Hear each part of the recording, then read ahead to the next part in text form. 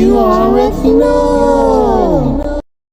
In the culture of the Roman Empire, when an army captured prisoners from another nation, very frequently they were sold as slaves in the slave market.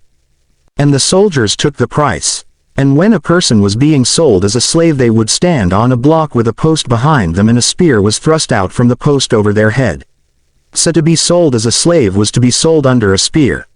That was the phrase. So Paul says, I am carnal, sold under sin. My sin is the spear that's stretched out over my head that causes me to be sold as a slave.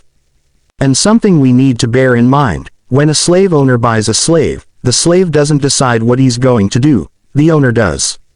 And so you see, Satan has some respectable slaves and some less respectable slaves. But if you or I are one of the respectable slaves, let's not despise the others, because it's not their choice, it's Satan's choice. One woman that becomes a slave may become a cook, another may become a prostitute, but it's not her decision, it's the decision of the slave owner. So you see, some of us that are respectable, good living slaves, we can point the finger at the prostitute or the drug addict or whoever it may be and say, there you are. The truth of the matter is we're all slaves.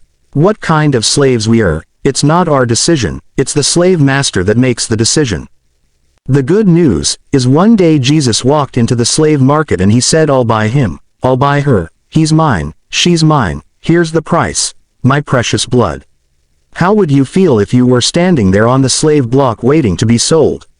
Naked, shivering with fear, people were walking up to you, prodding your skin to see your health condition you were in.